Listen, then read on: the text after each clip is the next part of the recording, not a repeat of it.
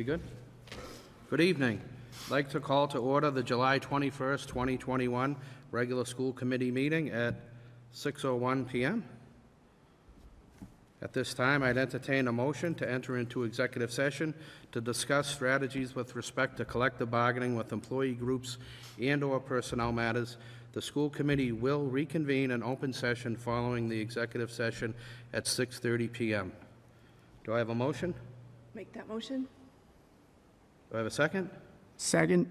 I have a motion and a second to enter into executive session. Mrs. Garabedian, how do you vote? Aye. Mrs. Demos, how do you vote? Aye. Mr. Parsons, how do you vote? Aye. The chair votes aye as well, and I've been informed by our other colleague, he's running about 15 minutes late. So we will be back at 6:30. Thank you.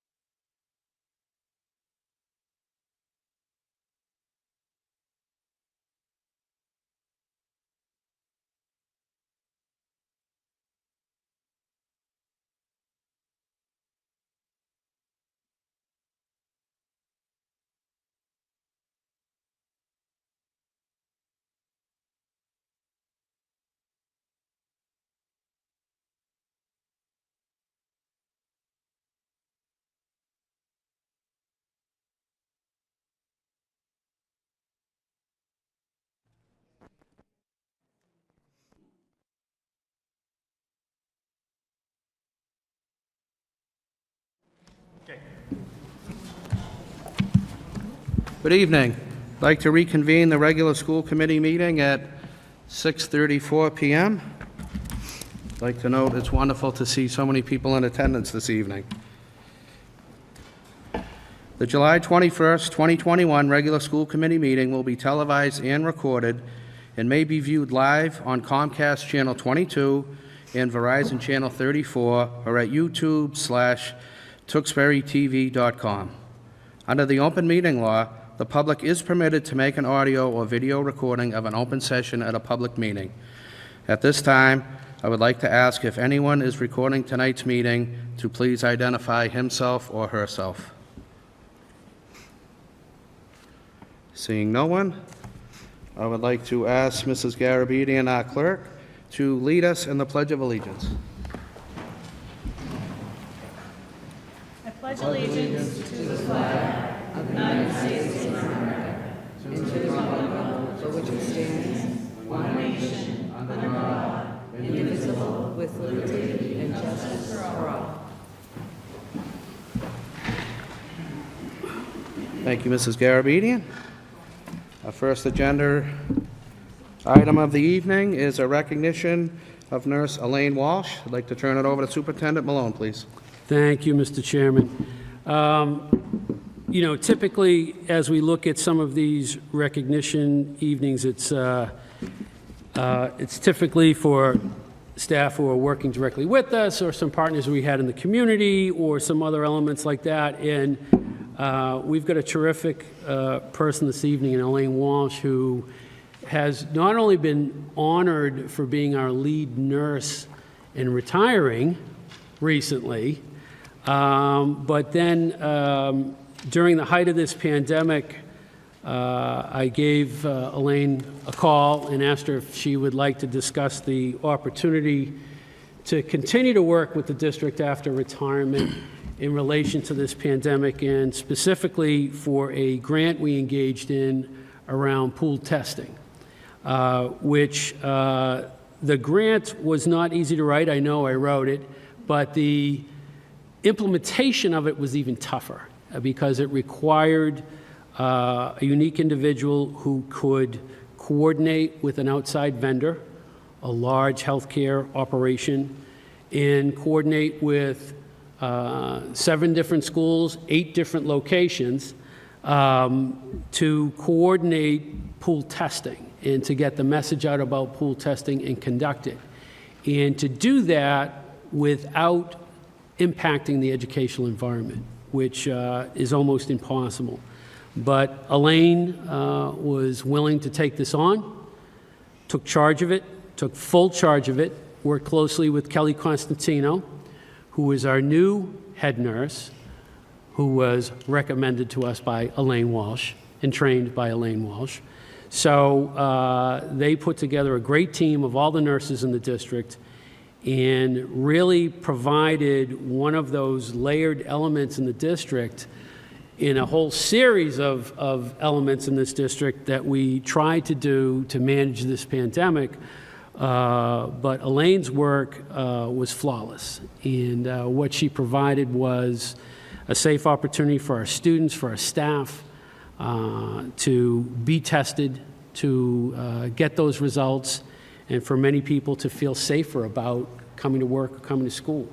And it's hard to put that into numbers, but out of 491 pools, of which 7 to 10 samples in each pool, only 2 positive cases were identified during that whole time, which actually leads to people feeling safe and confident in feeling like that. But the biggest part of this was the ability to watch Elaine kind of manage some vendors and some of our own teachers into helping particularly our youngest students feel comfortable about this and feel like this was a regular part of the school day, and to encourage our staff to kind of take part in that piece as well, which was just great. And it had a significant impact on us. You know, I remember a discussion with Elaine. She had somewhat freshly retired, and I was asking her to kind of come back in this kind of heated work environment, and she kind of hemmed and hawed, but I knew Elaine because if she decided to do it, it was going to get done. So what an impact she has had on this district, what a support she's been to this district during this pandemic. And Elaine, don't take this the wrong way, but I hope we don't need your services again. But, Mr. Chairman, just, a great asset to the district in her work life, in her career as a nurse, and now a great asset to the district in her retirement, and we couldn't be more thankful for all of her work. Thank you, Elaine.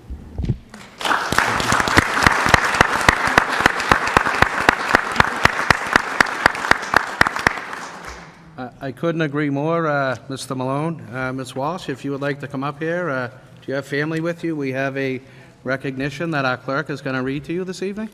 Do I go on? That's okay. Yeah. It's from here?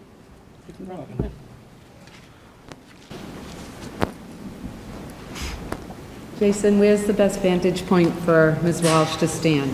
Okay.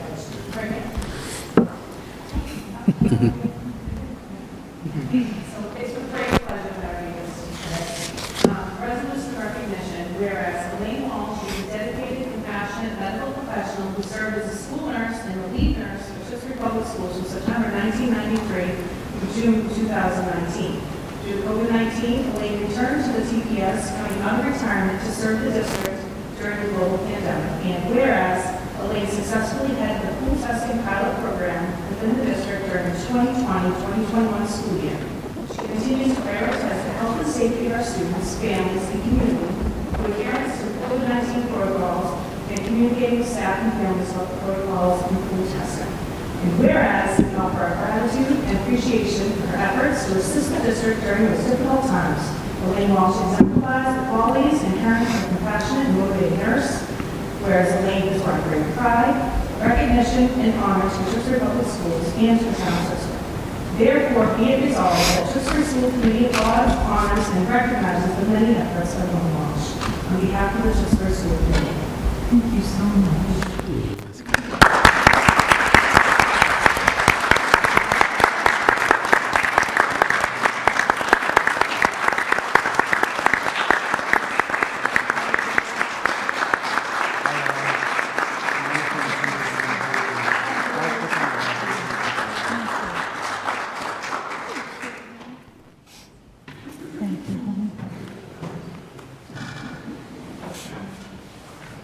See, I know people. I don't think we've met, but thank you so much.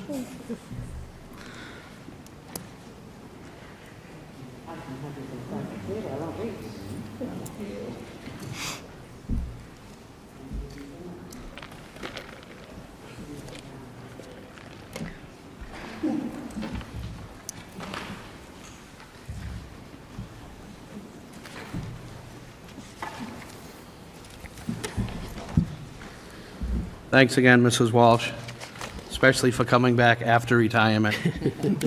One order of housekeeping, agenda item number 15, I apologize.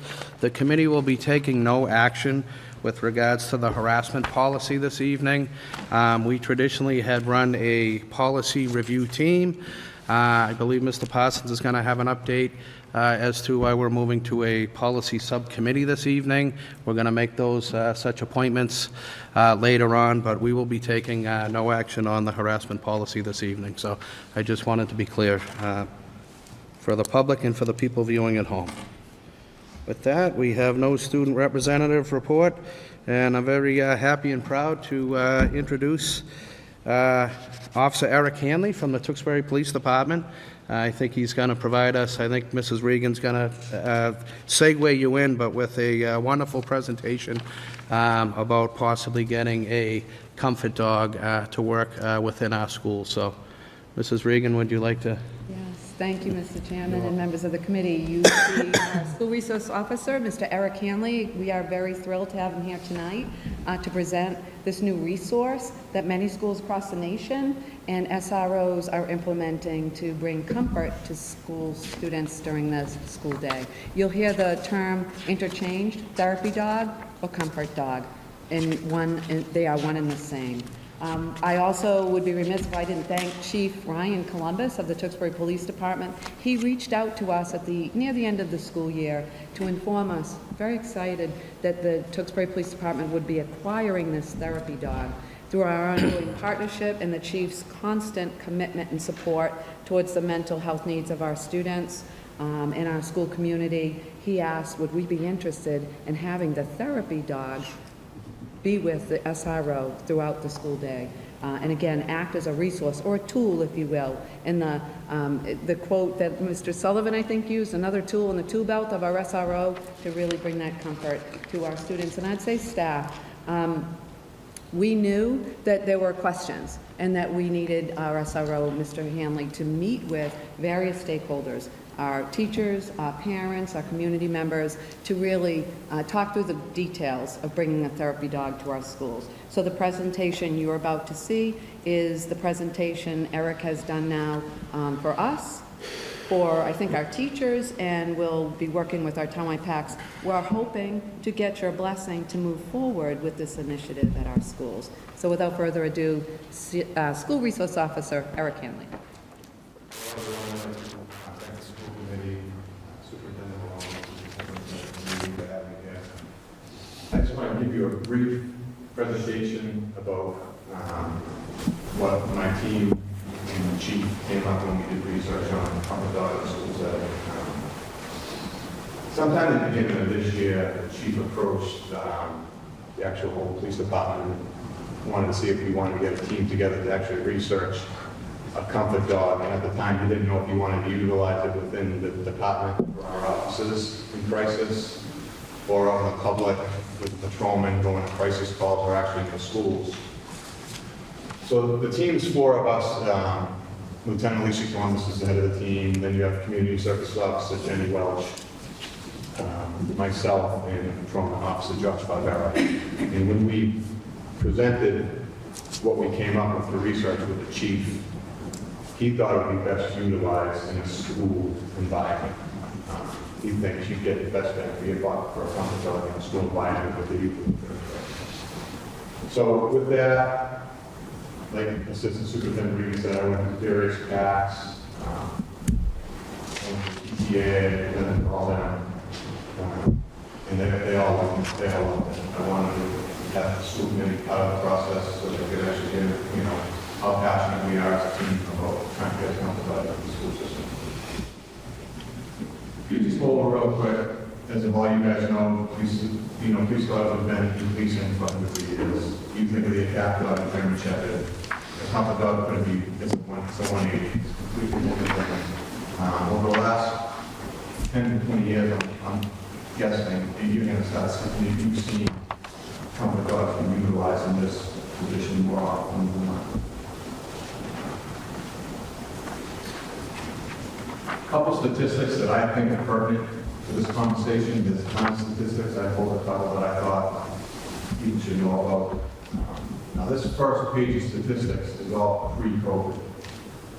So these were all taken. The first one, the 13% of youth, so that's 12 to 17, reported they suffered at least one major depressive episode in the last year. Now that's from the Mental Health in America database. The second one, which is about 30% adolescents 13 to 18 experiencing anxiety disorder. That's coming from the National Institute of Health. Like I said, this is all pre-COVID. They just did a new study, probably about 1 to 2 months ago. Matt Page Shelton gave some statistics on that. If you don't know who he is, he's the regional director for the Frontline Initiative. They work with mental crisis and substance abuse. They do crisis calls for the police department. The newest statistics he came out during COVID, which is the CDC's annual report on youth risk behavior surveillance system. This is high school students. 33.8% felt sad or hopeless every day for school moments. That they've actually stopped doing their usual activities.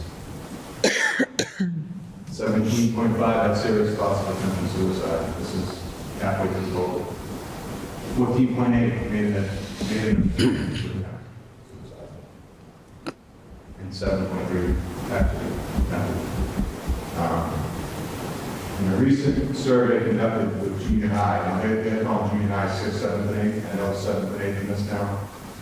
They interviewed 8,000 junior high students, and 43.7% they experienced anxiety symptoms. So almost 50% of the students that were polled had anxiety. 37.4, this is in my notes.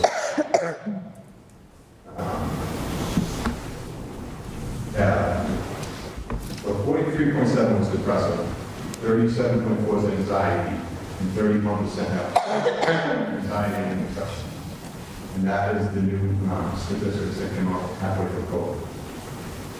Now, what are the benefits of a therapy dog?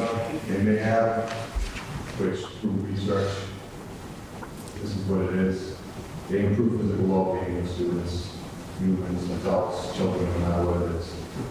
By that, they decrease anxiety, they increase your positive mood as they decrease anxiety.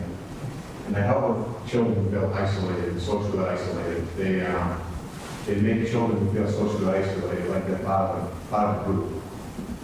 When I was a kid, the special education kids were always separated in another classroom. You didn't really see them as much. Now, special education, they're in the classroom with all the other students. So I feel as though some of these kids kind of feel less isolated, like they're not caught up the level of their peers. And just by having a dog stand next to them, they feel like they're part of a group, and they can be accepted, and they can go at their own pace. And it's okay to be a little bit behind, because in the end, you got a dog next to them that's going to make you feel there's physiological effects that the dog can have on humans, children, adults, anything. Oxytocin, dopamine, and serotonin, these are all chemicals in your brain. And when you bring a dog into a setting, it increases all these chemicals, which elevates your mood. Drops your anxiety, elevates your mood, and it also reduces your blood pressure. So there are effects, physiological effects that the dog can have on the child. It increases school attendance. A couple of SROs that have dogs, sometimes they'll tell me they'll stand in the entranceway, and a kid that, didn't want to come to school and walk through the door because maybe he had some anxiety issues, or, he wasn't social at the top of the other kids, all of a sudden that happened to step as a either as a dog or as a pet, or he felt like, he felt like confidence walking to school, she felt like confidence walking to school.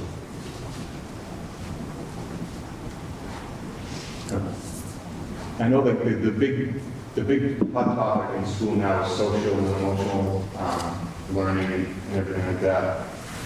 What a dog can help with that is it can improve students' attitudes towards school. It can help with friendships, because if a child can have a dog as a companionship, it can also help with companionship of other humans. It can change their behavior a little bit. Students can use a dog to remain in control of their emotions and behaviors in order to prevent themselves from being in an emotional crisis. And if they ever get an emotional crisis, the dog can also alleviate that as well. It's been known to do that. Like I said, it improves attitudes towards school, and it helps students with learning lessons and responsibilities, along with perspective and empathy. They also say, they always say dog's man's best friend. Like a dog's a human's best friend, whether it's a child, a dog, a man, woman. Children with disabilities, like I said earlier, when I was a kid, they were separated. They're not separated anymore. They're all learning at the same. Some of them have one-on-one. They're all learning at the same level. A dog can help a student feel comfort just by being there. All these dogs, when I get into the dog, what type of dog is, all they want to do is be loved. They want to be petted. They want to lick you. I'm going to try to make it so they don't lick you. But these dogs just want to be loved, and they want to feel like they're part of the process. This is a chart you guys all have. I'm not going to get really into it that much. It goes over the social emotional development and learning of children. It's in your packets. So, we researched 5 or 6 breeders in the area and countrywide, actually. Monadnock Labradoodles is a small home-based breeder in southern New Hampshire. The woman who owns it, she's a a past Wilmington resident who lived in Tewksbury for quite some time. She always wanted to be part of this process. She always wanted to give back to the community and sort of get her name out there, and she wanted to help out. So she's actually donating this Labradoodle, so it's no cost to the town of Tewksbury, and no cost to the police department. And I'll get into all the other things that have been donated, or stuff like that, so like each of fears on how much this is going to cost. Extensive health testing on all that their dogs that they bred.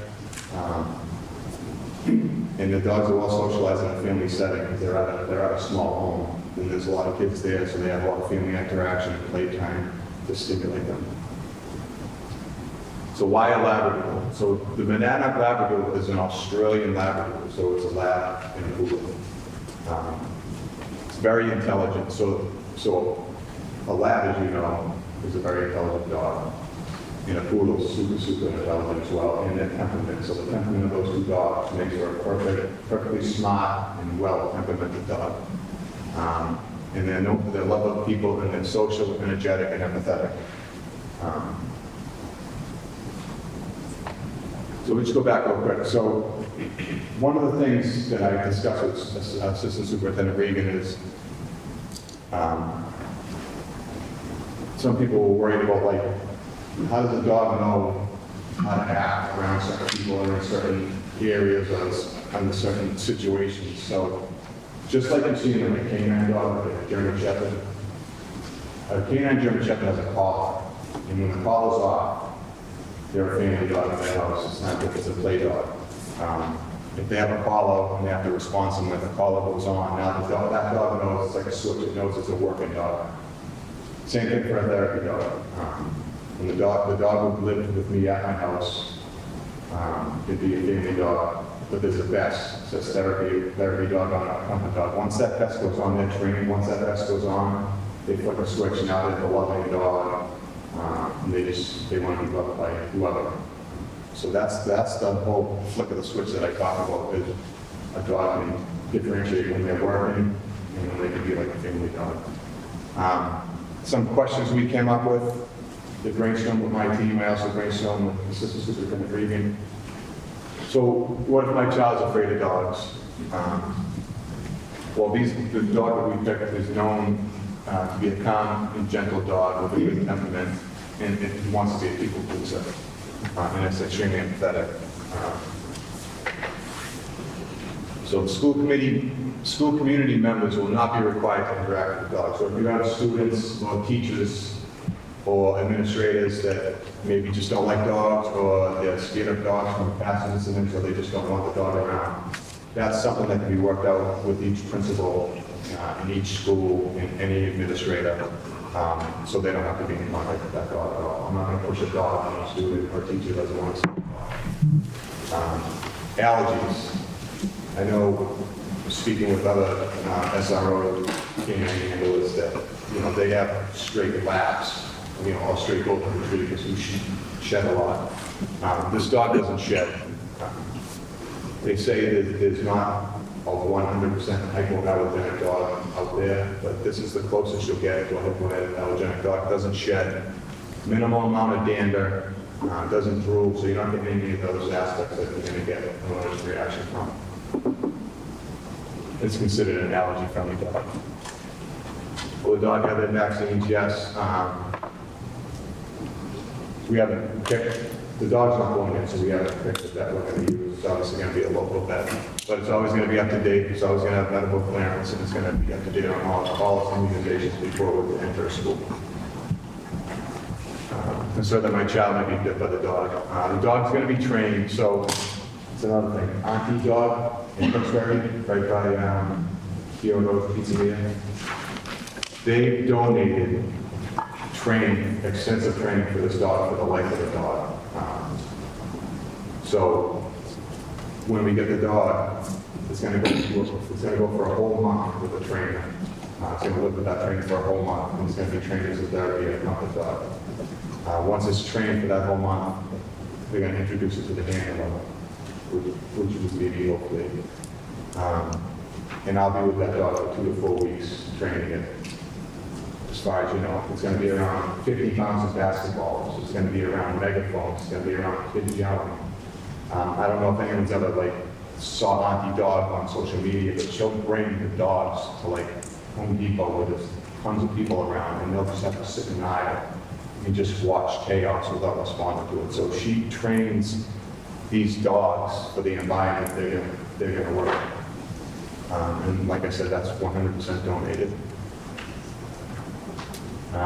One of the things that came up was the responsibility, and the chief assured the superintendent, assistant superintendent, that the responsibility is 100% on the Tewksbury Police Department. There's no responsibility for the school committee or the school department or the Tewksbury Public Schools. The insurance is covered by the town of Tewksbury. It's like a vehicle self-insured by the town of Tewksbury. It's going to be self-insured by the town of Tewksbury. If the school agrees to move forward, the therapy dog will accompany an SRO daily. Like I said about the vest, when the vest is on, it knows it's working. In the case of an emergency, some people will question, what do you do with the dog? So that's the issue with the real canine and German Shepherd, is you can't extend that dog with another handler, because if it's not with the handler, it's going to flip out. With this dog, it's comfortable around other humans, so there's another officer that could come and either take the dog, or I would be fitted with a special cruiser, just like a canine cruiser. There's a system in the back seat. It's all one level. It's like a big kennel. It's called the hot dog system. You notice the two fans on the rear windows. Those are always running, so the temperature in that vehicle is always, it would be like a dog staying in the house. So there's no issues with that. And the dog can stay, like, if I have to go to another, crisis arises at another school, I have to go to that other school real quick, I leave the dog in the car. That dog may be staying in the cruiser until the crisis is over, or another officer can come get it with no issue. The dog would be with me in my office. I shadowed a couple of SROs. They just have a nice little flatbed in our office. The dog does get tired because it's working when it goes all over all the rooms and everything. So whenever I'm in my office, checking emails or writing reports, it's going to sleep in the bed. And then when it's time to go to work, it will wake up and it's time to go to work. And like I said, town Tewksbury bears all the liability for the therapy dog. So the next steps, I'm going to continue to get feedback throughout this whole thing. The dog isn't born yet, that we're dealing with. She's estimating that the male and female that she's breeding, the puppy's going to be born sometime around late September. Get the dog at 8 weeks, so that's another two months out after that, and we get them off the trainer. So it'll probably be late this year, or maybe even sometime after, our Christmas break. So I'm going to continue seeking feedback from Tewksbury Public School stakeholders, administration of the school buildings, staff, town back, and then school committee. I can give you guys my email address. I can give you my work cell phone number if you guys ever have any questions. Or if I can't answer questions tonight, I'm going to get that answer for you at some point. Letter of recommendations from trainer. Obviously, the ID badge and vaccination records is going to be on file with me at all times in case anyone needs to see it as a part of records. Like I told you, therapy dogs have been trained in unique school situations. I'm big on transparency. There's always going to be transparency. Parent, school committee member, administration. If they have a question, I'm either going to give you an answer, I'm going to get an answer for you. Then, like I said, hopefully get the dog. We've been running a little social media campaign. I don't know if you guys have, we announced the whole Come with Dog. And our plan is to engage the community in helping name a dog. So at some point, when everything's set in stone, you'll see on our social media outlets that we're going to have a little contest with, everyone in town, children and adults. They can give us what they think for a name, and we're going to come up with a name for the dog that way. So we want to involve the town in every step. And then your students and staff will be educated. As you guys know, my schedule sometimes allows me to go from school to school if need be. So I have no issues having presentations in, every auditorium of every school with, the students, the administration, the teachers, just to let them know what's going on, everything about the dog, how to interact with the dog, so everyone going forward knows what to do when they see the dog. Because, obviously, in the ASHRAE priorities is to show that the dog and the students are safe. I teach CPR, I teach stop the bleed, AED, I teach everything. And my one biggest thing, the first step in everything is scene safety. So safety is paramount. So in order to have a safe environment, you need to be transparent, you need to be upfront with people. I'll end it with this, then we'll go into questions. This is a real story out of Idaho, I believe. Winston, the therapy dog, with an SRO. So before I read this, every town in America has a student like this. You just don't know it. I've been a cop for 20 years. Been on the road for 18 of them. This is my second year as an SRO. You don't know what you run into behind closed doors until you're in it. And you don't know what a child's going through behind closed doors until they're either in a crisis because they don't want to talk about it, or it just blows over. So one day, this kid, 8th grader, middle school kid, he's having a bad year. His mom's diagnosed with cancer. His girlfriend just broke up with him, and he's bottling up everything inside. Doesn't want to talk to anyone about it. Goes to school one day, and the cop rolls off, and he freaks out. Now you got the administrators looking to console him. You got his favorite teachers looking to console him. You got other students looking to console him. The SRO comes in 5 minutes later with his dog. The kid lets out a huge yell and runs over the dog, and he just goes in the hallway, goes on all fours, and he just hugs the dog and sobs, and calms down eventually. So you have dozens of adults and children alike trying to calm a kid down because they don't know what he's going through. And you have a dog that just wants to be loved, doesn't know anything but love, comes up and totally quells the situation. So that's what I'm hoping to bring to the Fifth Public Schools. I just want the community to come together. I'm going to be out at the parks a lot with the dog. I'm going to be out in the community a lot with the dog, and I want the children to know they're going to be safe when the dog's around, and they're going to be safe when they see me. Just real quick, one of the dogs that I shadow is Gibbs, North Andover PD, Office of Promises, the SRO. Spent the whole day with him. And I was lucky to go to a bunch of schools, so I saw a bunch of different ages with the dog. Every classroom I walk into, the teacher has a bag of milk bones. So the teachers love the dog more than the students do. So he walked right up, because they're tree-driven dogs. Dog would walk right up to the teacher, opens the book bag, give him a milk bone, and he'd do his laps around every student looked up. Now, it was voting day in North Andover that day, so I had a chance to see how the dog interacted with parents. And voting is at North Andover High. So we saw all the kids at North Andover High, went over to the gymnasium and saw the parents. And I was kind of taken back because I didn't realize. So Officer Promise and Gibbs are like a superstar in North Andover. Everyone knows who he is. Everyone knows who the dog is. And like adults were walking up to Officer Promise, and they already knew Gibbs' name because their child told them about Gibbs from being in school with him. So it's not just the kids who know the dog, it's going to be the parents who are going to know the dog because word of mouth. And it was the best party day, seeing Gibbs. I talked to the life skills teacher at North Andover, and she was adamant. She's like, out of all the good things the North Andover Public School Department has ever done with the life skills kids, because she's the life skills teacher, is get this dog. She goes, by far, best thing this town's ever done. And you name it. Whatever you want to throw at me, she's like, my answer's always going to be a therapy dog. So with that, we'll open up to questions if you guys have any questions. If I can answer it, I'll answer it. If not, I'll get you an answer. Sure, thank you, Officer Hanley. I'll open it up to my colleagues. I'll start to my right with Mr. Stadman. Any comments, questions?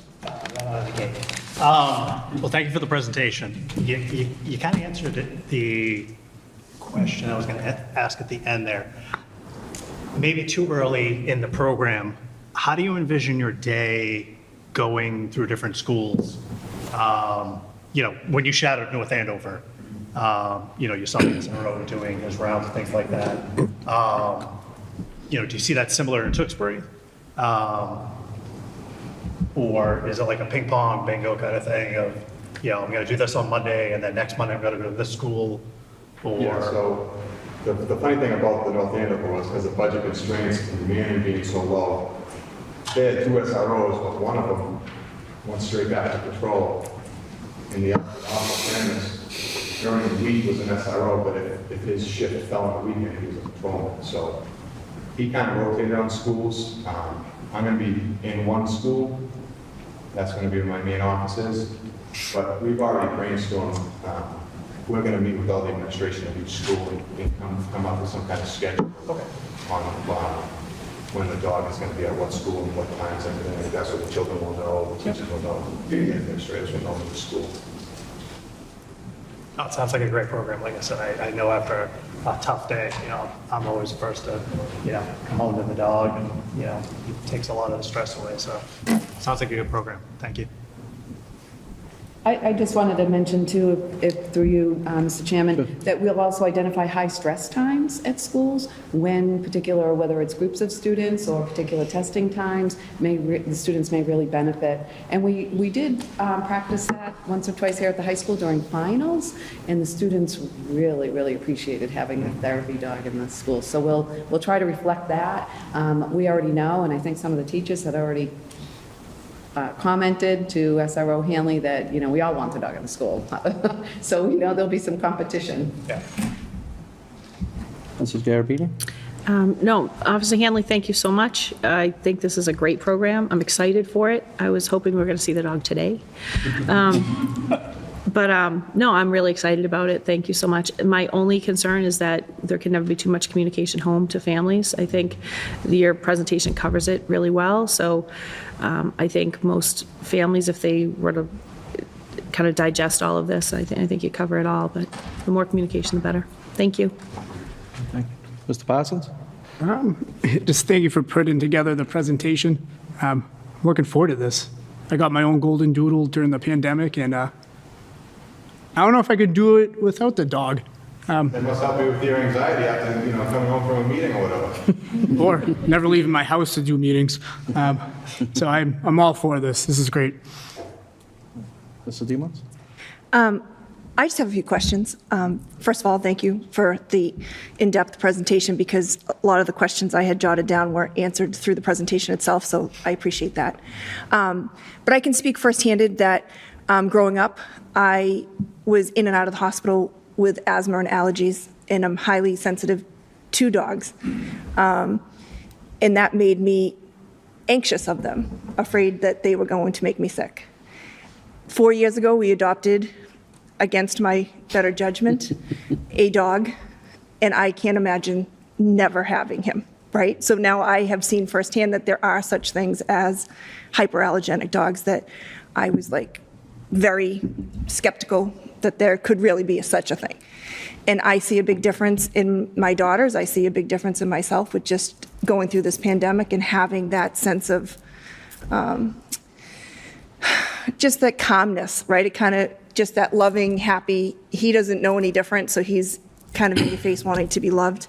And I've also watched the therapy dogs in action when my youngest was hospitalized and the dog came onto the bed, and it was just a huge difference.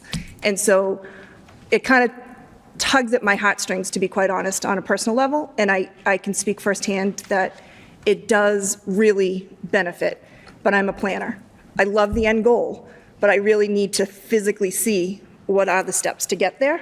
So I appreciate that you're meeting with all the stakeholders, and I would love to see the schedule that comes out to be and how we prioritize the buildings and how we prioritize the classrooms, because I also think we need to be cognizant of the fact that we'll need a plan in place for those staff and students who this therapy dog may cause an opposite effect, right? There may be students that now, or staff, that this caused undue anxiety when we were trying to kind of decrease the anxiety. So I think we need to have a plan in place with our building admin, our school nurses, our parents. I think we just need to have a great plan of communication so that we don't do ill by anybody, that this, this is well-intended, everything is positive, because there will be those people. My question I do have is, will you, again, because I'm visual, will you be actually in the classrooms with this dog? Like when they come in, you were saying North Andover, it would go into the room with the kids and they would pat them. Do you let the teacher and the kids and you stand at the door? Do you physically take the dog around on a, like how does that work? What the North Andover SRO did is he could just walk up and down the aisles with the dog, and every kid would pet it. If they didn't want to pet it, they didn't pet it. But if they did want to pet it, the dog would actually stop at the student, so you could pet it for a couple seconds and then move on. Okay. He has a policy that his dog's supposed to be leashed with him. Yeah. Sometimes the dog's off the leash, I think, but that's usually when he's in his office and whatnot. Yeah. And if we had a student in crisis that we knew had a great relationship with the dog, we would be flexible with the scheduling and know that, you know, if you were in one building and there was a need that was pressing in another building, we could be flexible. Oh, yeah, that's just like any call we go on with the schools. Yeah. So I was at the Wynn this past year. Okay. And I handled a lot of the elementary schools because Officer Reiser was at the high school and we always wanted a body at the high school all the time.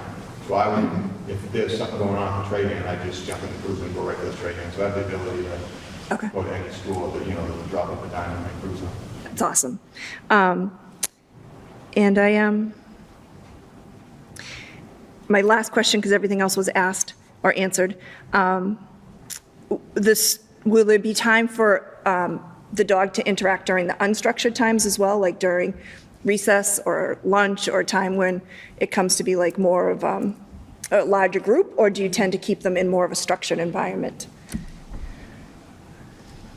My personal opinion, what I want to do is, I mean, that's where you learn about the students in school. Right, that's, And recesses and lunch, so what better, it's a little bridge between the officer and the student. right, I know a lot of kids are scared of police officers nowadays.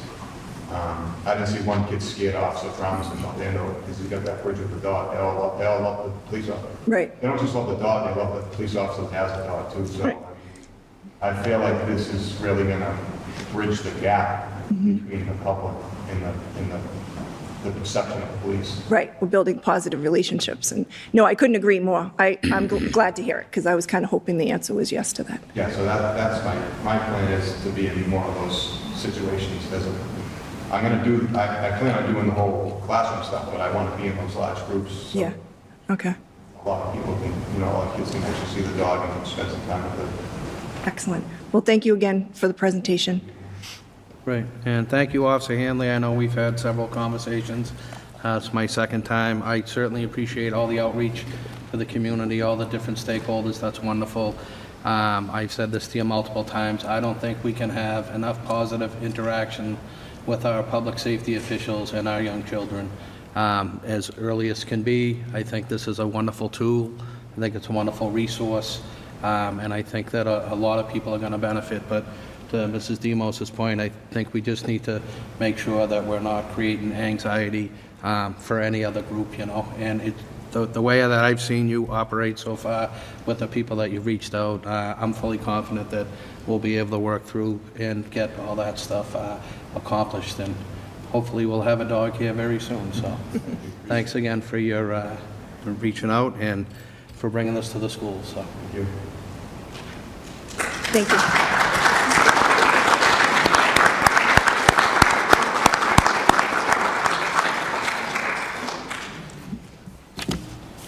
With that, briefly before we go to citizens forum, I am just going to refresh the rules and norms and the policy surrounding citizen forum. The Tewksbury School Committee desires citizens of the district to attend its meetings so that they may become better acquainted with the operations and the programs of local public schools. In addition, the committee would like the opportunity to hear the wishes and ideas of the public. In order that all citizens who wish to be heard before the committee have a chance to ensure the ability of the committee to conduct the district's business in an orderly manner, the following rules and procedures are adopted. At the start of each regularly scheduled school committee meeting, individuals or group representatives will be invited to address the committee. The length of a public participation segment shall be determined by the chairperson, and then Normal occurrence has been 3 minutes. The presiding chair may permit extensions of that time limit if needed. Topics for discussion must be limited to those items on the Tewksbury School Committee meeting agenda for that evening. Improper conduct in remarks will not be allowed.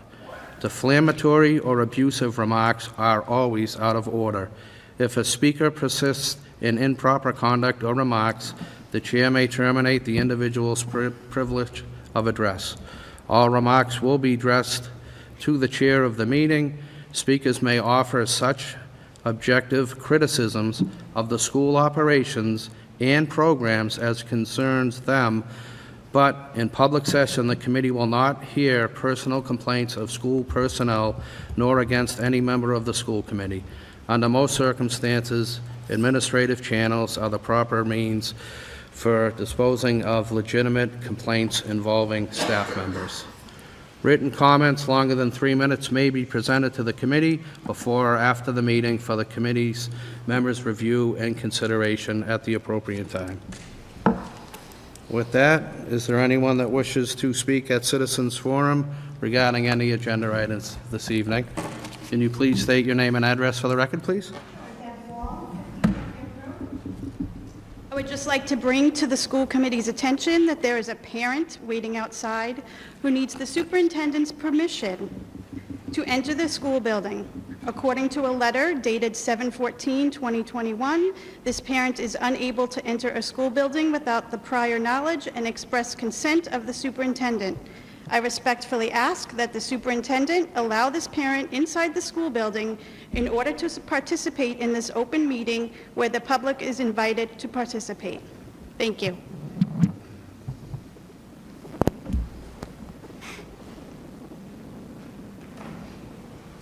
Mrs. Wall, I'm not sure where that was on the agenda. It is a CPAC member. Okay, CPAC is on the agenda. it's not on the agenda, and I'm not going to entertain that at this time. Thank you. I'm not saying anything. I'm saying that we're... Is there anyone else? We're here to conduct official business. The official business I'd like to Yep. speak about, Al Mancini, 15 Kenneth Lane. Official business I'd like to speak about, Mr. Chairperson, is the review of the superintendent and the items that are on the evaluation tool. And two particular items come to mind. One is 3C, which is communication with the community and stakeholders. And in that regard, I believe that our superintendent has done a pitiful job of communicating with people. I reference the task force, which was both limiting and exclusive as far as who could be on the task force and who could have a say in what was said on it. But also, I think that it's very important to understand that when you have people who are unable to speak or unable to be heard, it makes a great deal of problems. The second thing I'd like to reference is 4F, which is conflict resolution. Now, I understand that there has been a committee, a joint task force that's been put together to try to address the 82% no confidence that the teachers filed against the superintendent. 82%. Now, I'm just going to tell you that if I brought home a grade that gave me an 18%, my father wouldn't have given me a high five and said, let's go get ice cream. So I know that there's a task force, but I've been told that the task force isn't accomplishing a great deal. So when it comes to conflict resolution, I believe that that also needs to be addressed. Now, from the beginning, when you look at communication, we had a forum. The CPAC had a forum with school committee candidates. And one of the questions was, would you rate this, how would you rate the superintendent's communication with the community? 2 people out of the 4 candidates gave him a D. 1 wouldn't answer the question. And to me, if you look at it from that perspective, the school committee people also looked at things and communication as being questionable. Now, I can tell you firsthand from the CPAC's perspective, we have had many meetings with the superintendent. We have seen tables get slammed. We've seen voices get raised. One lucky person even had a finger put in their face. My point is, if indeed we are evaluating and we are using the tool that you have created to evaluate the superintendent, I believe it needs to be followed and not rubber stamped and not made so that it's, oh, everything's okay and everything's sunshine and roses, because it clearly isn't. Because right after the teachers filed their 82% no confidence, the remote learning parents also drafted a letter which was never sent to talk about how little confidence they had in the superintendent to lead this community. So I know that there's more animosity and more malcontents out there than we might want to see, but it's there. And as I said, if we're going to continually just ignore it, it really doesn't make it pointed that why do we have it? So my closing testament is this. I really think that if you have tools in place and you want to use them, use them. Because at this point in time, what it looks like is that there is a tool in place, but it doesn't matter. And for my money, I don't think it necessarily is fair to anybody else involved, because there are a great deal of people in this town that are very unhappy. Now, I get it. Following a puppy, that's a tough deal. Everybody loves puppies, including me, right? How's Alfred doing, by the way? Anyway, so the thing is, my point is, we need to look at things. We need to accept when there's things that need to be done better. We can't just pretend that they don't exist because they're unpleasant. And we can't pretend that they'll just go away.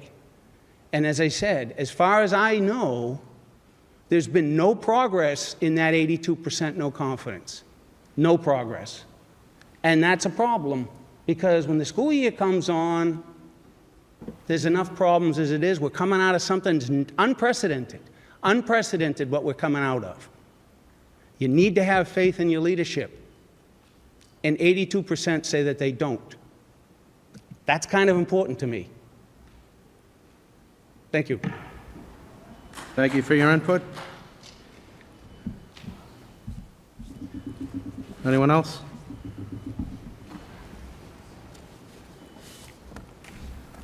Thank you.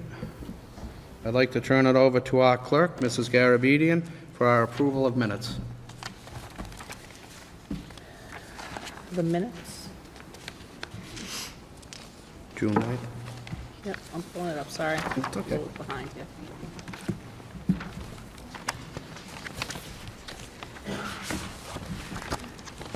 So I make a motion to approve the minutes for Wednesday, June 9th, 2021. Do I have a second? I'll second. I have a motion and a second to approve the June 9th, 2021 regular meeting minutes. All those in favor, please signify by stating aye. Aye. Any opposed? Chair votes aye as well. Also like to have Mrs. Garabedian do the payroll at this time. Okay, we have a few of these.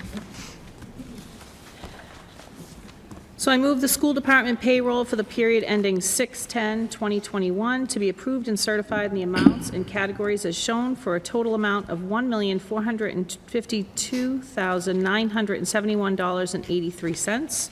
Second. I have a motion and a second to approve the payroll period ending June 10th, 2021 in the amount of $1,452,971.83. All those in favor signify by stating aye. Aye. Any opposed? Chair votes aye as well. I move the school department payroll for the period ending 6/24/2021 to be approved and certified in the amounts and categories as shown for a total amount of $1,469,855.39. Second.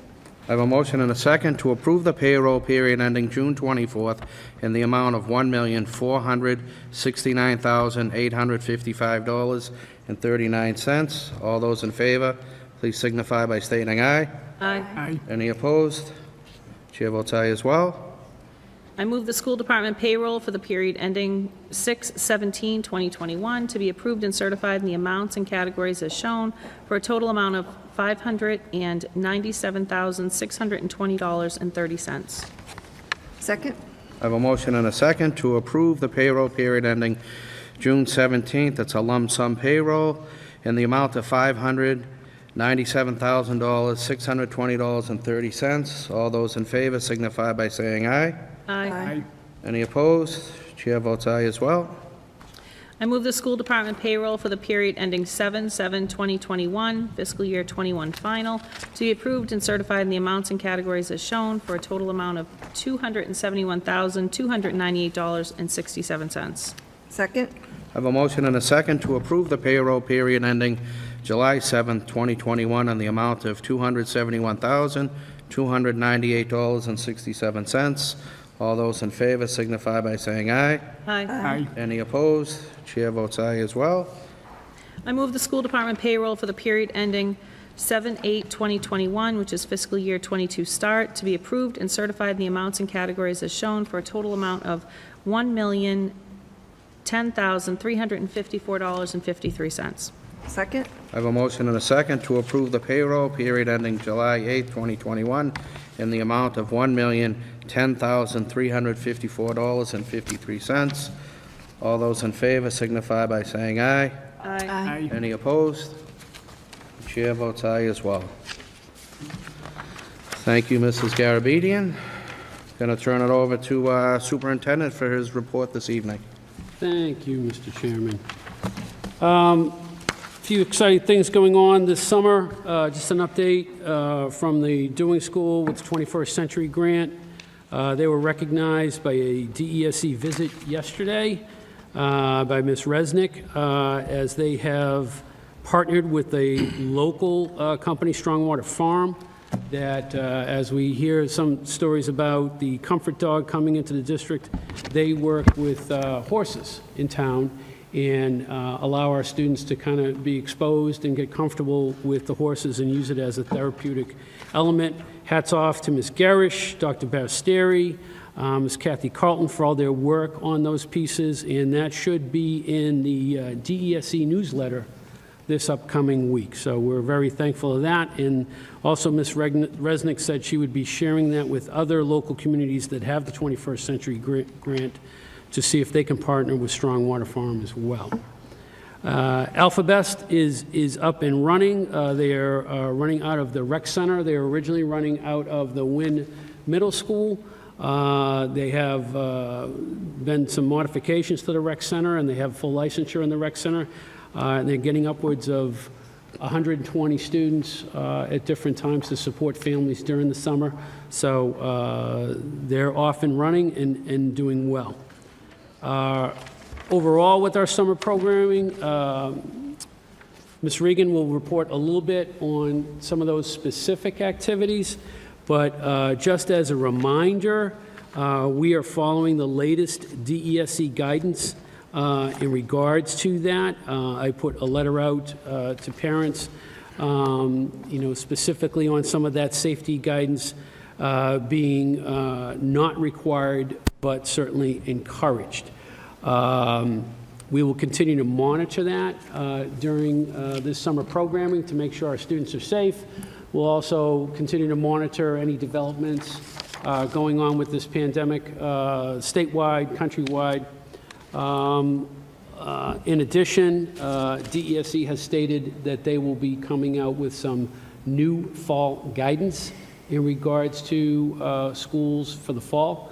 We're not sure what that will be.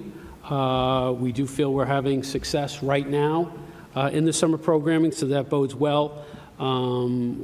It's probably going to be a little bit concerned about what the numbers are statewide and across the country to see where that lands.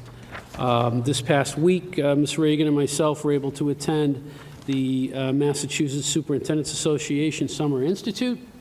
At that institute, we did hear from the DESE commissioner reinforcing the fact that he was working with medical personnel to look at the fall opening to see if there would be any further guidance coming from DESE as regards to that. In addition to that, we were both able to see several presentations regarding diversity and equity in school districts and pathways to COVID recovery. So certainly some topics that are of very much interest to us as a school district. As we talked about some of the celebrations in our last committee meeting with graduation and some of those traditional pieces, just another real hats off to the staff, the students, the families, the administrators in the district for ending this school year in a way that was, I think, uneventful. And I do think it was a good transition for going through this pandemic year. And I think a lot of people need a break, and that was evident for a lot of folks. So, but just hats off to everyone for ending the school year in a very positive manner. A reminder that our administrative retreat for goal setting for the year and other aspects of that will be August 17th and 18th. And again, that August 18th part of that retreat culminates with a school committee meeting that evening and some workshops with the school committee earlier in that day. So we're very much looking forward to that and in the final planning stages of that. You will hear a lot from Ms. Regan and from Mr. Libby around the types of activities that are running in the district this summer and the amount of infrastructure improvement in the district that we're doing as far as repair and improvement projects. We're very proud of those combination of things, particularly coming off a school year like we've had. And for the amount of activity we still have in the buildings right now, we do feel a lot is getting done in the district. That completes my report, Mr. Chairman. Great, thank you. Mrs. Reagan? Sure, thank you. Let me begin by just pointing your attention to the consent agenda. You saw the wonderful article written by the town crier around our Seal of Biliteracy graduates. Once again, we're very proud of these Seal of Biliteracy recipients. We had 8 graduates earn the Biliteracy Achievement Certification, 16 earned the Mass State Seal, and 3 earned the State Seal of Distinction. From the bottom of my heart, I want to once again thank both TMHS teachers Grassa Dudley and Karen Hodgson. It's their commitment to this program and to our students that help earn these students this recognition. On the topic of the Mass Executive Institute, as Superintendent Malone informed you, we were there last week. Again, I want to thank the committee because it's your permission for us to go to that conference, and it really always is such a wonderful source of information and resource for us to start the new school year. The best session of the week I want to tell you about was the Project 351 Playbook Initiative partnered with the Boston Celtics. You've heard of Project 351 before, for anybody's reminder. Project 351 is a service-oriented, youth-led change movement that puts courage, compassion, and community first. There are 351 cities and towns in the state of Massachusetts, each having an 8th grade representative to Project 351. As the program closes each year for those 8th grade ambassadors, they're invited to join the alumni community, which supports and encourages their ongoing leadership, but also their development as leaders in high school and beyond. The Playbook Initiative, and this is what's really amazing, is a special partnership between the Project 351 high school alumni and the Boston Celtics. It's geared as a mentor program with P351 high school students mentoring middle school students and navigating inclusion and belonging for all, especially within the walls of our schools. The Playbook trainers, these are the high school alumni, gain skills in facilitating this type of mentorship approach and they receive in-depth training from not only the coaching of the Celtics, because they're used to playbooks and running over plays, so they practice them right so they can do well, but also the Project 351 staff counselors. They become champions of change who model inclusion and support amongst our middle schoolers. Middle schoolers look up to the high schoolers. All of our teams look up to our, star athletes. It's a wonderful partnership. We participated in their lessons. Imagine hundreds of superintendents and assistant superintendents walking through case scenarios and lessons from high school alumni. It was amazing. I just want to say that, if the future of our nation or world is in the hands of these types of students, we have a lot to look forward to. I really feel great about the program, and even more excited that every district will be invited to send 2 high school leaders to this train the trainer model, so this playbook can be used with our high school leaders to our middle school students. So there's a lot more detail to come. When we receive more information about that, we'll present that to you. But in my opinion, the highlight of the entire conference, lots of big brains and great, education consultants, but the student-led scenarios were the best. So once again, thanks for letting us go to that conference. Yesterday and today, our administrative team, our district leadership team, our DLT, participated in a 2-day virtual conference called Learners First Summit. This is the second year of the summit. It is a nationwide educational conference for school leaders, and this year particularly the theme is that pathway to recovery. Social emotional learning recovery, trauma-centered approaches for students coming back who've lived through the trauma of the pandemic, obviously, and fostering that sense of belonging and support for all of our students. The other theme is obviously the sessions focusing on academic strategies of acceleration and building self-efficacy within our students. Tomorrow, our DLT will debrief and begin the planning, as Superintendent Malone talked about, of our own district improvement plan and school improvement plans. Those documents will be presented to you at the August retreat on the 17th and 18th, or the 18th. If you recall the big goals of our district, and these are the recovery conferences we've been going, really align with our big goals. Teaching and learning, all students, all means all, and that collaborative practice we're building amongst our staff and our administration and students. So we'll evaluate as a team tomorrow our own progress around our school improvement plans, our district improvement goals, and then we'll be looking at those action steps aligned to the big rocks and to that DESE accelerated pathway, the road pathway to recovery. That was a lot, but it was very good, I can tell you. So another piece of information, I do want to make sure parents, if you had not received the letter from Principal John Bernard, is the continuation of our technology and digital resource goals in the district. Parents at the high school received a letter from the principal, a July information letter, which talks about our one-to-one Chromebook learning program. I'm excited to announce that all students of the Tewksbury Memorial High School will be issued a Chromebook to be used in the upcoming school year, but also to be retained, go back and forth from school for their entire high school career here at TMHS. The goal has been part of a long-term goal of the Tewksbury Public Schools to enhance technology as a teaching and learning tool, and the implementation of the one-to-one learning program just seemed like the logical next step, especially after our significant use of technology and digital resources last school year. So there's several benefits to a one-to-one program. Obviously, our students increased engagement and ownership of their learning, their access to the resources outside of school, the ability to connect and collaborate not only with each other, with their teacher, increased teacher adaptability. Our teachers learned how to use just a plethora of great online resources to engage students in learning. We want to continue that exposure to the connection between the books, the paper, the pen, and the device. And parents who maybe did not receive the letter can find John Bernard's letter on the Tewksbury Memorial High School website.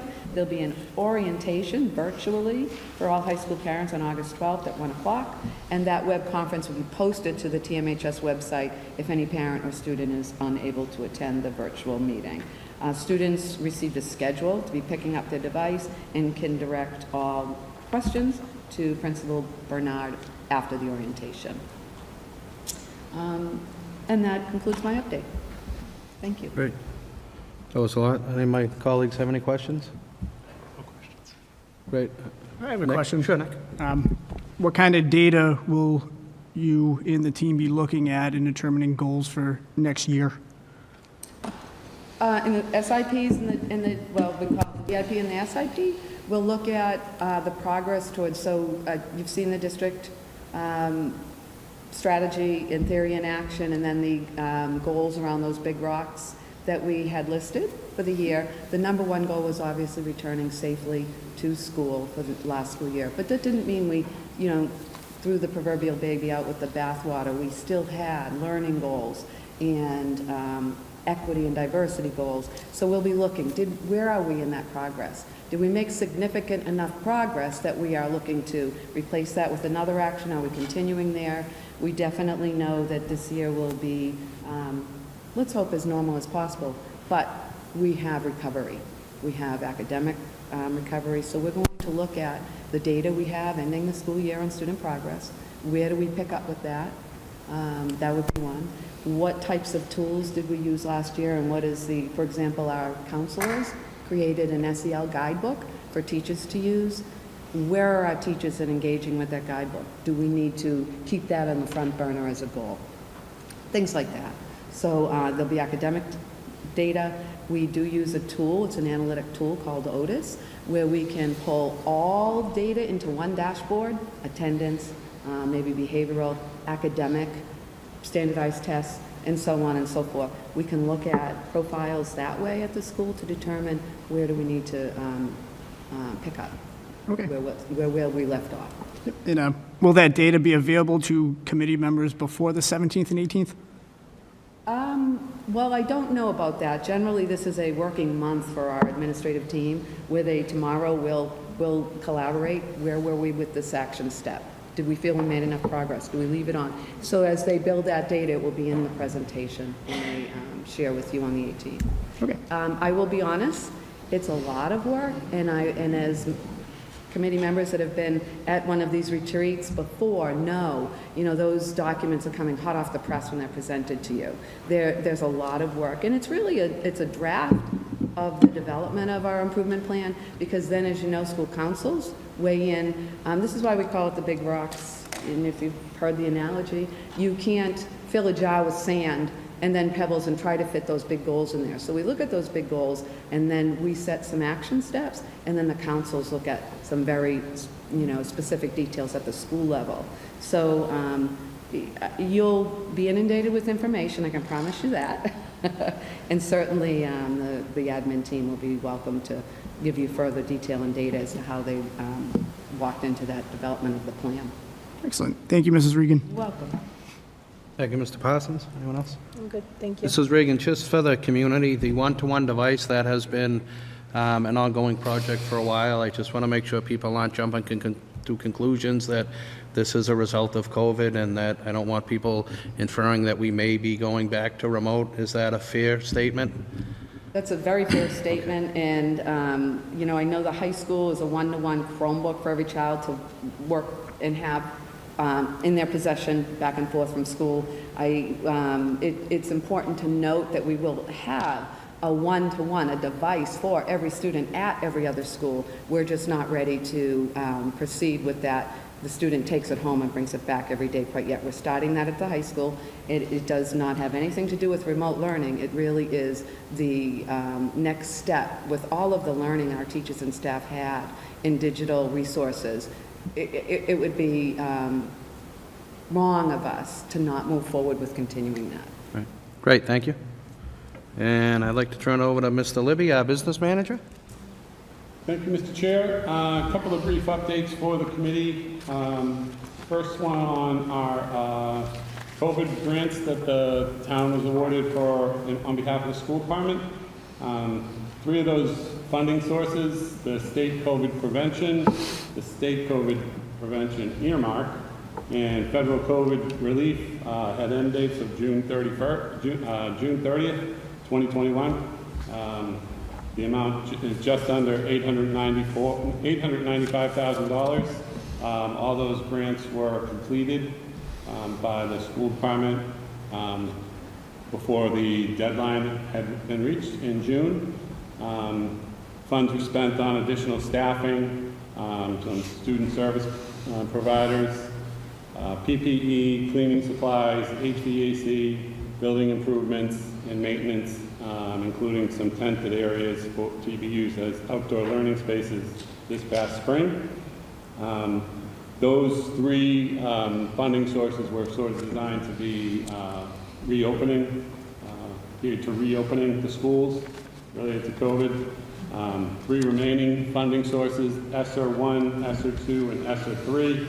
The ESSER is the Elementary and Secondary School Emergency Relief Fund. We still have left to be spent. Those end dates are further out into the future and extend as far as September of 2024. So we have time to plan appropriately and spend those grants in the best interest of our students. ESSER 3 has an outreach requirement into the community. We'll be beginning that outreach in August to help us develop our budget for ESSER 3, which is significant $2.7 million Tewksbury was awarded in ESSER 3 funding. So we'll be reaching out to stakeholders in the community for input on how to best use those funds to recover from educational loss during COVID. Next update, summer projects that we're completing around the district. Despite the rain that has held up some of the projects, particularly the roofing project at the Ryan School, when there's a rain or a threat of rain, that project gets really slowed down. But the roofing project was a repair and a roof coating being applied to the entire Ryan roof, which is the end of its useful life, and we started to experience some leakage there. The repair work has all been completed to this point. The coating materials are starting to be applied. We've estimated 1 to 2 weeks. That project should be complete, again, weather permitted, and as long as they can get up there and work. The project is moving along nicely, though. Heathbrook windows, this is a significant improvement for the building, replacing the main 2 classroom wings, all windows in the school. The first wing is completely prepped and ready for installation. Frames are on the scene. They started actually installing the first 3 classrooms today. So that project's moving along. Our contractor is very aware that we have a hard deadline in the middle of August to complete that project, and has promised us enough of his staff to make sure that we don't fall short of that goal this summer. We completed a Dewing sidewalk project near the gym side of the Dewing. The asphalt had been crumbling, presented a safety hazard for students who were sometimes use that area for recess or outdoor recreation. It's all been removed and replaced with cement and some guardrails, and much nicer atmosphere over there for students at the Dewing. Paving project at the Wynn. Our paving was in pretty rough shape in the bus loop and the driveway and the front parking lot. That will all be completed. Again, they were postponed on other projects, so a little delayed getting to us. We would hope to have started this project already, but be about a 1 to 2 week completion there. We also filled all cracks and seal coated the parking lot here at the high school.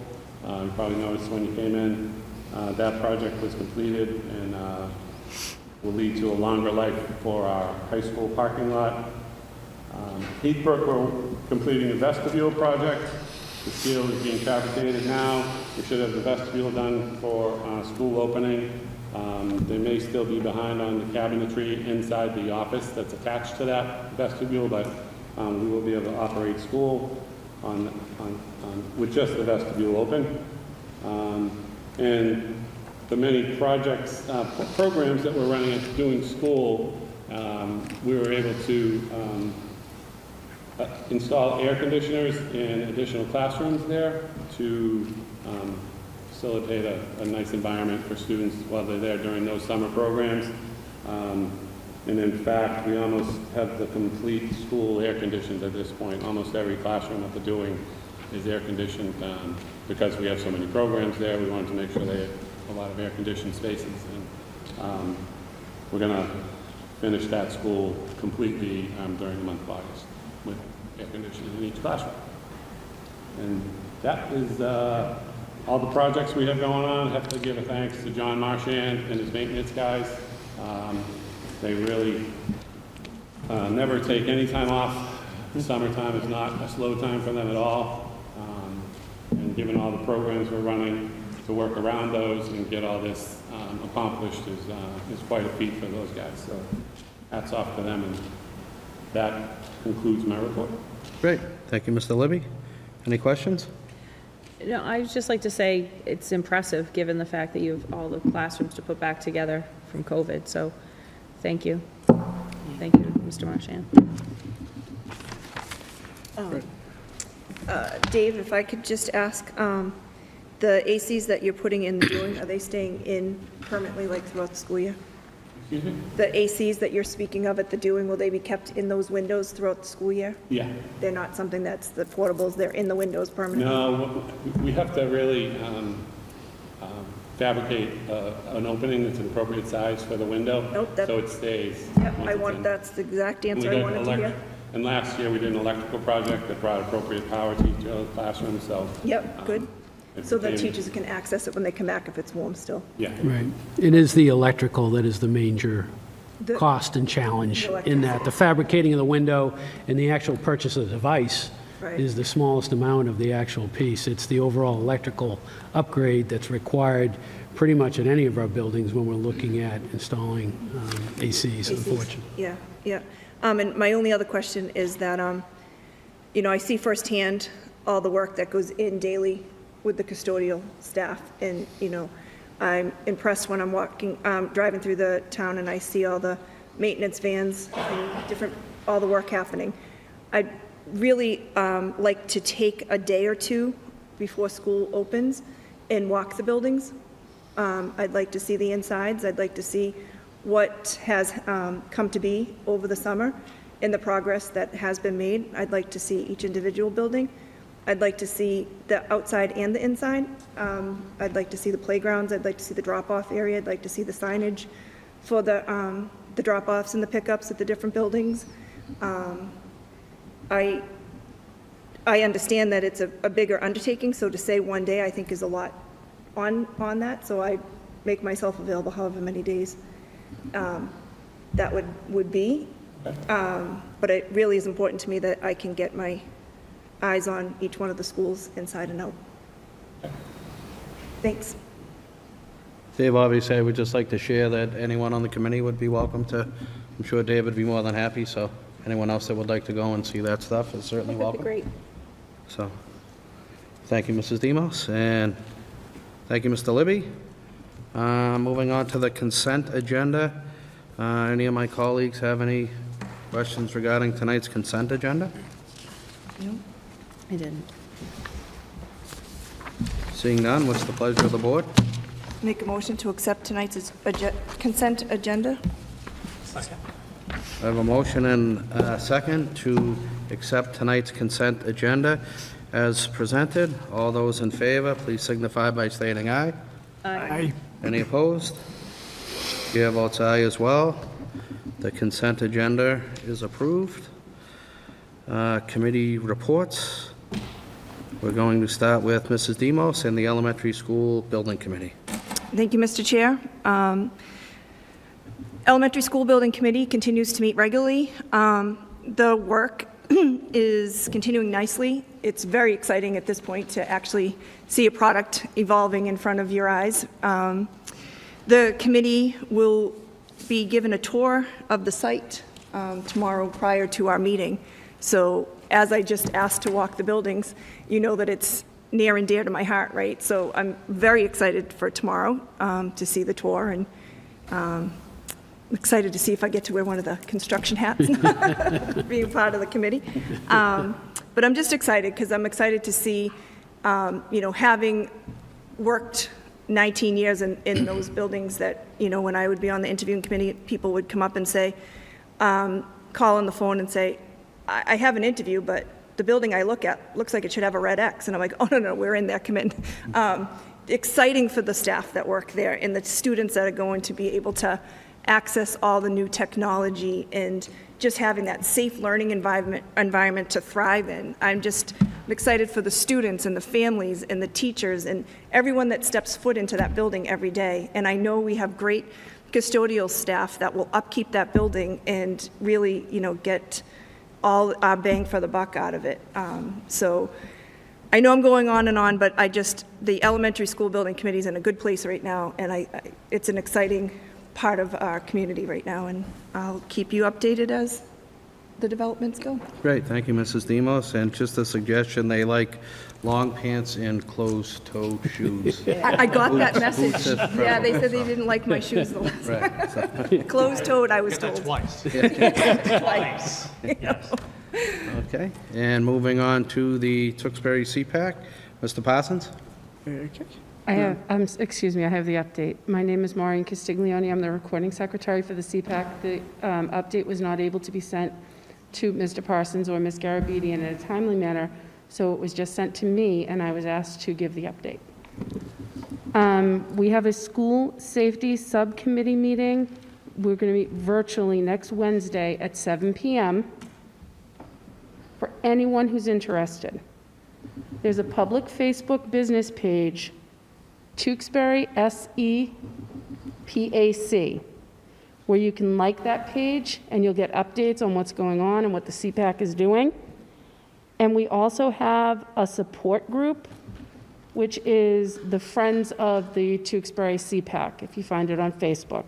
So that's more of a, if you have issues or concerns or need supports, versus policies or what's happening with the school committee, which is the public-facing Facebook page. And anyone is welcome to join. We are going to be publishing our 2021-2022 meeting calendar very soon. It will be posted with the town clerk in compliance with open meeting laws, as well as on our Facebook page and emailed out to our distribution. And if anybody wants to be added onto the CPAC email, you could send it to tewksburycpac@gmail.com. Thank you. Thank you, Mrs. Castiglione. And finally, the Wellness Advisory Committee, Mrs. Garabedian. No updates, plans for meeting, I think I mentioned last meeting, quarterly next year, Okay, great. starting in September. Thank you. As I reported earlier, we will be taking no action relative to the policy change ACAB. That takes us to old business and Mrs. Regan with her summer school update. I'll be brief, Mr. Chairman. Last week officially kicked off the predominance of our summer school programming in the district. I've supplied you with the impressive enrollment we have in each of our programs. If you remember, this was a fast and furious planning. We had some new grant dollars. We were very concerned what would be the energy level of families, you know, to participate in these programs, and even just as important, would we be able to staff all of them, especially as they were being planned quickly. But I'm proud to tell you, we have over 800 students just participating in the TPS-directed summer school programming in a variety of different sessions that we're running. And we're able to staff all of these TPS summer school programs with our own high-quality teaching staff and support staff. So, I mean, I can't be more proud of our principals and our teachers, those of them that put their hand up and said this is something they want to do. Our kiddos are going to benefit greatly by this program. They're happy. I'm getting very happy reports from the principals. I have to thank them and our grant coordinator, Ms. Bastieri, and I said that whole army who's been pivotal in developing the program and now facilitating it. Grateful for their work. Right now, as I said, things are going very well, and later in the summer, in August, I can give you a better summary of some of the field trips, the pre and post testing results without divulging specific student data, but how well did our students perform? As you know, the accelerated academies, that $87,000 that came our way from DESE, that's the final week of many of these programs where we have some pre and post testing data that'll help us know how well our students did in the program. So also I provided for you just a reminder, and any parent that received our packet, some of the optional enrichment opportunities available to all students this summer. They're wonderful. Camp Con kids, I can't say enough about, and certainly our Tewksbury Public Library and our summer reading program. So any student or parent that's watching, please find that information on our website. And I think Superintendent Malone already gave you an update on Alphabet. Between the full day and part-time, we have over 120 kiddos. That's an estimate in there participating in that extended care during this workday. So, very happy, very proud of where we got in about a month's time. So. Great, thank you, Mrs. Regan. And obviously a shout out to our staff of teachers that are manning those posts and giving those kids an opportunity, you know, to try to make up some of what's been lost from the last year.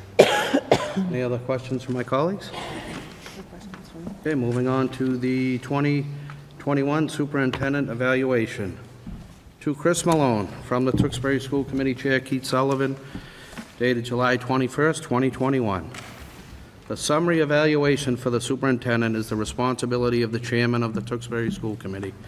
The annual evaluation uses a format previously agreed upon by both the superintendent and the school committee. The superintendent has been evaluated using the model superintendent rubrics for 2020-2021. The areas of performance under the evaluation includes instructional leadership, management and operations, family and community engagement, and professional culture.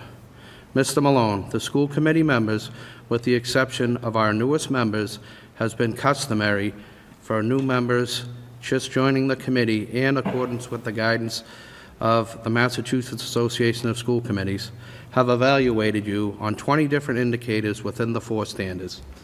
The indicators range from unsatisfactory to exemplary. I'm pleased to report that your overall evaluation is one of proficiency and in some instances exemplary. You have met, and in some cases the school committees exceeded the school committee's expectation.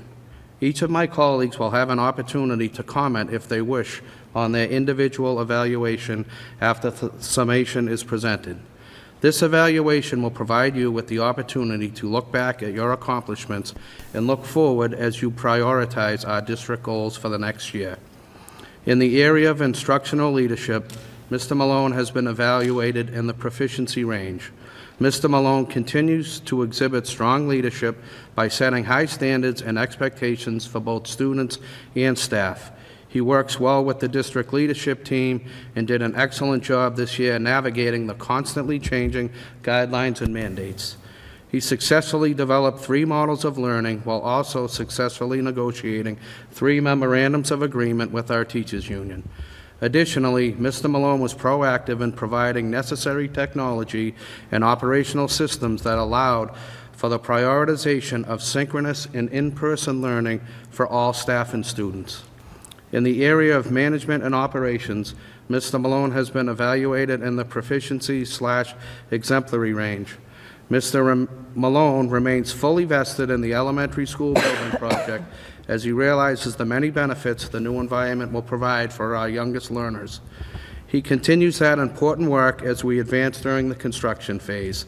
He is equally focused on being fiscally responsible, and we find him highly ethical. His leadership during the pandemic, including his work with the town-wide school reopening task force, which included the district leadership team, teachers, staff, secretaries, union leaders, medical and health personnel and officials, custodians and maintenance staff, public safety officials, school committee members, the town manager, as well as parents from the district, provided us with the support and weekly updates during the pandemic that undoubtedly helped us navigate the ever-changing conditions brought on by the pandemic. Worth noting is that Mr. Malone had the foresight to assemble this task force prior to DESE announcing that each individual district would be responsible to vote on the model they would be reopening with in September 2020.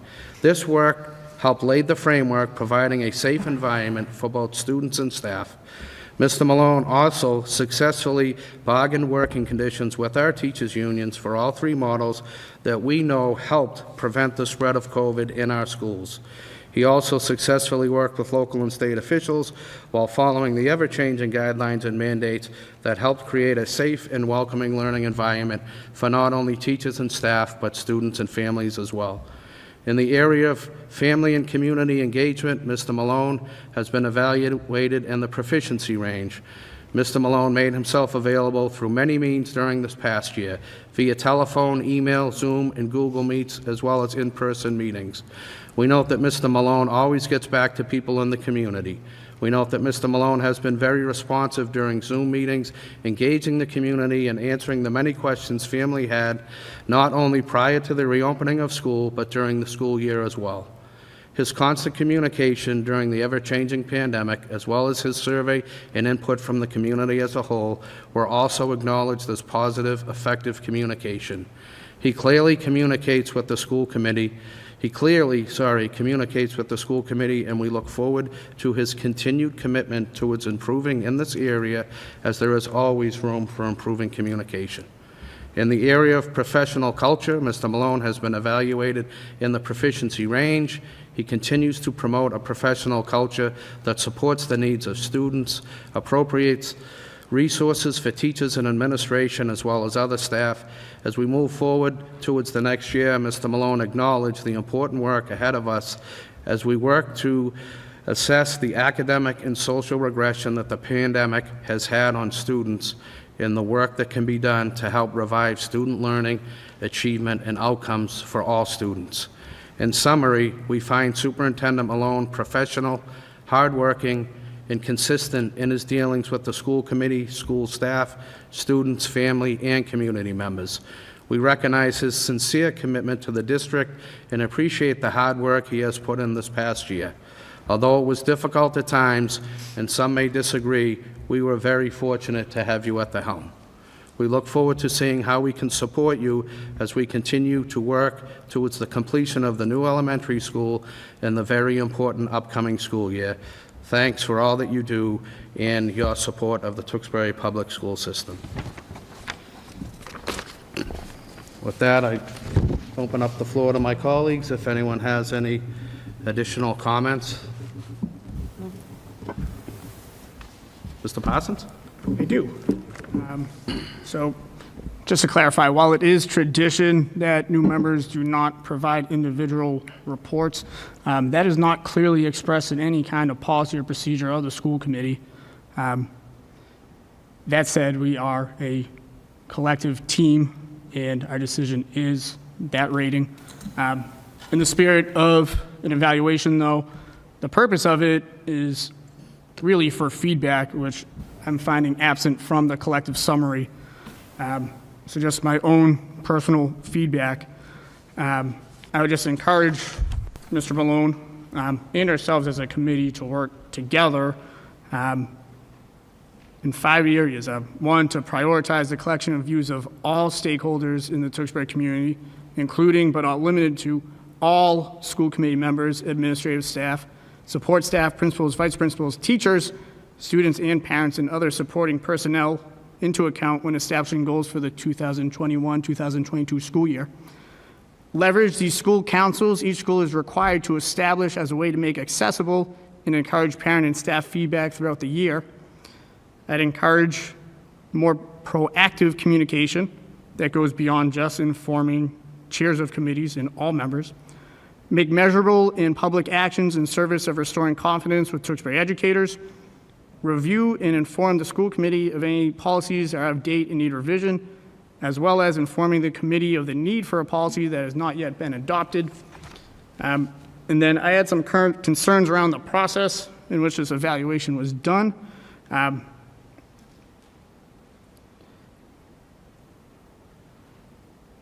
Mr. Malone's self-evaluation was not forwarded to committee members until June 3rd, 2021, upon request of the school committee chair.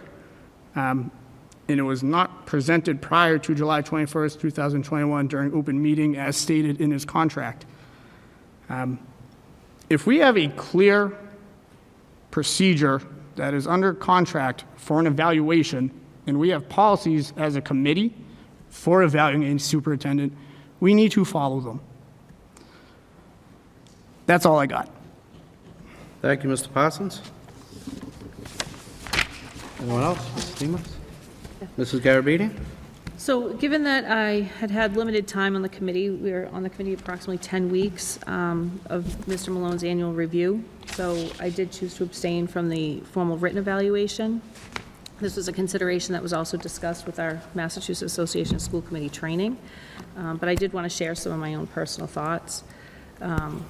With regard to the goal that was documented, last year for 2020, 2021, for a safe return for staff and students during challenging times while providing enhanced opportunities for academic success for all students. I wanted to appreciate Mr. Malone's interdisciplinary approach in adapting to the challenges of our district that we faced over this last year.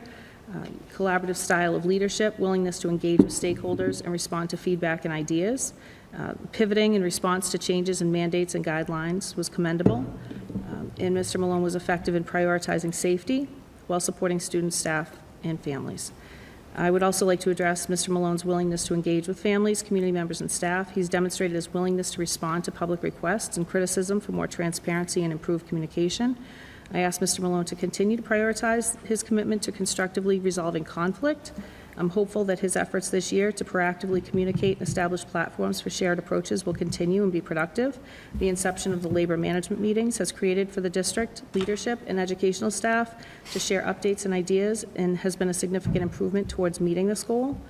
And I would like to recognize Mr. Malone's hard work and efficient oversight of the new school building project. Many people have been distracted by the pandemic, and therefore the new school has not been at the forefront for many, but Mr. Malone has helped to keep the project moving forward, and our community appreciates his competence in this area. Finally, I'd like to thank Mr. Malone for his commitment to our families, students, and the staff in our district, and I look forward to the hopefully more normal upcoming year. Thank you, Mrs. Garabedian. With that, we will move to new business. Mr. Malone? Mr. Libby, do you have a correspondence in regards to that? Oh, yeah.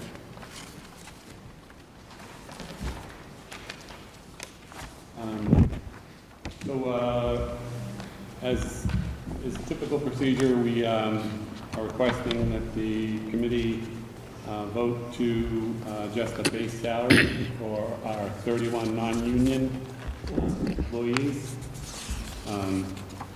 They're listed in the agenda by position with their FY21 salary and the FY22 corresponding salaries. The adjustment for this group represents a 2.25% increase to their base pays. And for those 31 employees, that amounts to a total of $41,072.29. Figures in line with budgeted amounts for those positions in our within our FY22 budget. Thank you, Mr. Libby. Any questions from my colleagues? Any comments? It's the pleasure of the board at this time. I'll make a motion to approve the $41,072.29 increase. Second. Okay, I have a motion and a second to approve the 2021-2022 salary adjustment for non-union personnel in the amount of $41,072.29. This does require a roll call vote. Mr. Stadman, how do you vote? Aye. Mrs. Garabedian, how do you vote? Aye. Mrs. Demos, how do you vote? Aye. Mr. Parsons, how do you vote? Aye. And the chair votes aye as well. The Policy Subcommittee, just briefly, I'm not sure if I alluded to it earlier, adding the Policy Committee. Traditionally, since I've been on this committee, we had a policy team. We have since received some information that If we want to remain to have 2 members on said team, that it should be an official subcommittee. After talking to the people who are serving on that team, they certainly want to proceed in that fashion. So at this time, I would like to officially appoint Mr. John Stadman and Mr. Nick Parsons to our policy subcommittee team. Mr. Stadman, are you okay with that, sir? Yes. Mr. Parsons? Mr. Chair, you need to establish the subcommittee first before appointing us to it. Okay.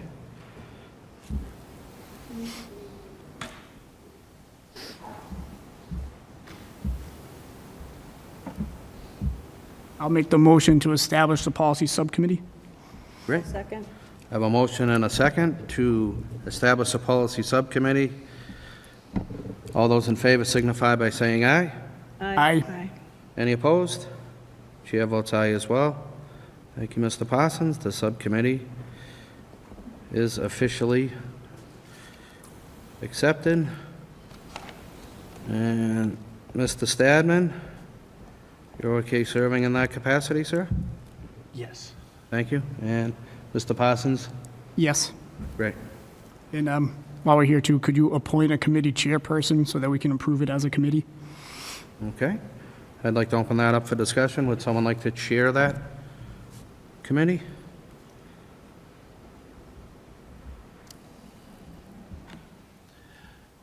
I'll volunteer.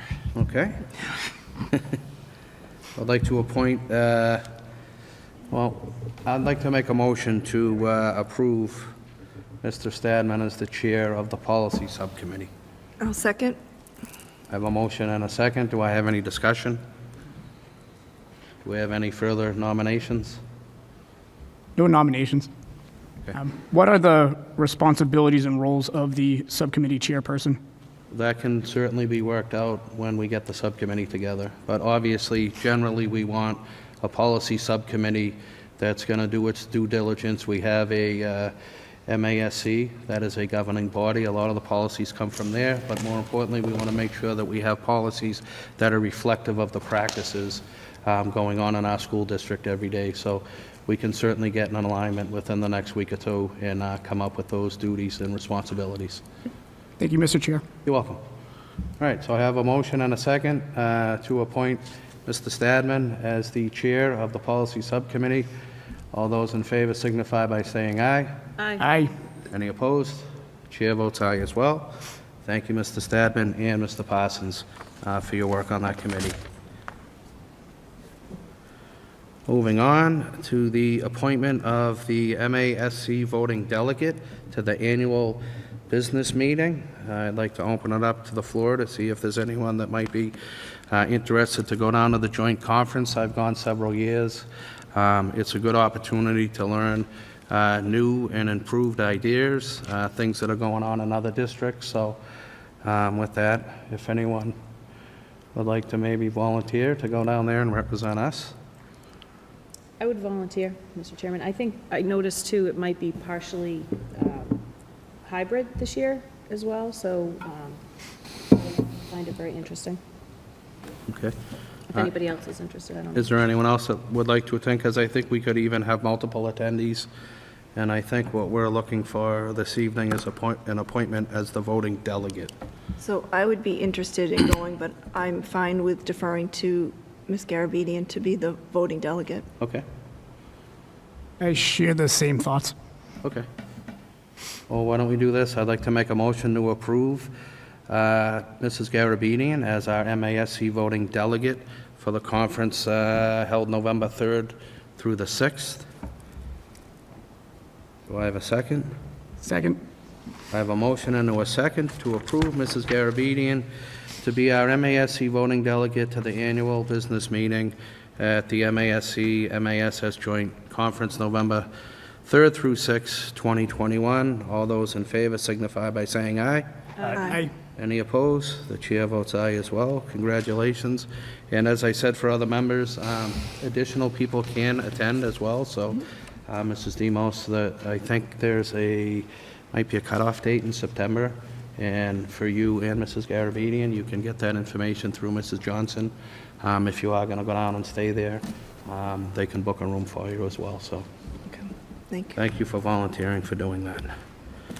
And with that, we're going to move to school committee matters of interest, and we're going to start with Mr. Parsons. Not at this time, thank you. Thank you. Mrs. Demos? Not at this time. Okay. Mrs. Garabedian? No, I just wanted to mention that there's a national night out that is being sponsored by the police department. Jenny Welsh has run it years past, and I'm pretty sure she's still running it this year. It's August 3rd and will be held out in front of the high school. So if you haven't attended in the past with your family, it's a great event. Great. Thank you, Mrs. Garabedian. Mr. Stadman? I actually have nothing. Okay. I would just like to inform the public with all the rumors and whatnot going on, there has been no changes in the school district's policy regarding masks or distancing, so if something is going to change, we're certainly going to reach out and solicit whatever input may or may not be needed at that point. Additionally, with regards to our subcommittees, I'm going to ask the point people on those subcommittees or the chair, if you could please get your meeting dates to Mrs. Johnson. I would like to, we had some discussion about improving some communication. I thought that was an excellent idea, that we can get those subcommittee dates moving forward on our school committee agendas, so everyone knows where and when meetings are being held. With that, do we have any future agenda items, my colleagues? I think August sounds busy. Yes. All right. With that, Mrs. Demos? I make a motion to adjourn. Second. I have a motion and a second to adjourn tonight's meeting. All those in favor, please signify by stating aye. Aye. Any opposed? Chair votes aye as well. Thank you and good evening.